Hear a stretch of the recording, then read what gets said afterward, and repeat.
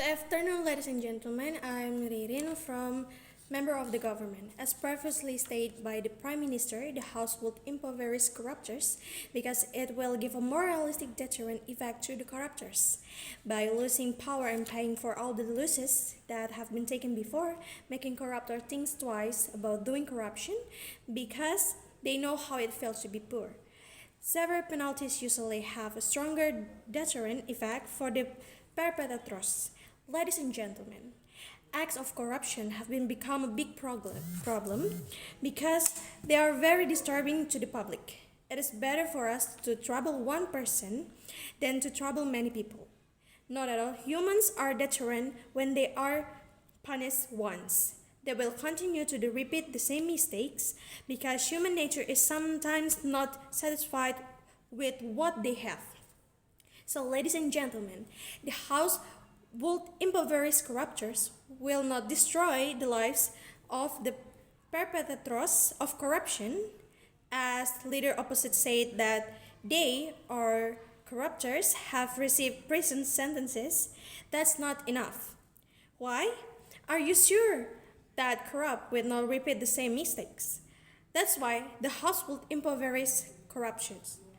As the Deputy Prime Minister has said before, if they still had the money, they will go back to it. It's the same as imprisonment is not enough to make the perpetrators of corruption repent for what they did. They tend to continue to commit the same crime because they know the punishment will be the same and it will not incriminate them as a perpetrators. So, as previously stated, ladies and gentlemen, the House would impoverish corruptors in order to have a deterrent effect for the perpetrators. Furthermore, ladies and gentlemen, erroneous and ambiguous thoughts emerged from the opposition, in particular the deputy leader of the opposition who said that the law has a death penalty for excessive corruptions, so there is no need to be improved like this. This opinion becomes ambiguous and automatically breaks the opinion of the leader of the opposition who refused to destroy life because it is not accordance with human rights. So, ladies and gentlemen, therefore, when life is something that is valued and upheld, then this punishment is more precisely targeted than the death penalty itself. This is the reason why the House agrees to punish the corrupt by impoverishing him as poor as possible. Thank you. Okay, ladies and gentlemen, I'm Priska, and as government, according to what Prime Minister said in opening government before about the topic that we are going to impoverish the corruptors, we agree with that about the corruption must be punished with the weight of the theft. So especially for those who have stolen billion or huge of money. Imagine an investment of self-indulgence in such sordid money, while those belonging to the state should be enjoyed by all citizens, should simply disappear because of the existence. There is no more deserved law than to dissolve them. So how to impoverish them? Of course, by confiscating all assets that have been stolen and make them to repay at least 115% of the money that have been stolen.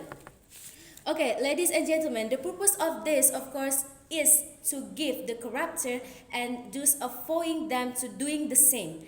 As we mentioned earlier, such as taking assets and also asking for compensation are the means by which they can make them feel powerless. So they realize, what should I do now? Or I have nothing left. And all of these forms of action surely leaves a digital footprint because we live in an age of technology, which will affect their lives beyond. Apart from their lack of power and strength, they were the filled with an inherent value attached to themselves. And there's a rehabilitation on to change their way of life so that in the future they can learn from the experience and can prevent the corruption. And for all the action, the seizure of the assets and compensation was inevitable because at the same time, as the same times they felt their strength was gone, because when they had money, of course they still felt happy and felt um, had they had a lot of ways to move forward and still had the opportunity to do the same thing over and over again. Corruption have become a big problem for public because it is a trouble for many people, not just for one person. Ladies and gentlemen, so for punishment that gives to the corruptors, it give a more realistic deterrent effect to corruptors. So that can make them losing power and all of their strengths, so that making them think twice to doing corruption because they know how it feels to be poor. And all of the reason that we mentioned before make us to do this, to punish them by impoverishing them as poor as possible. Thank you so much for your time.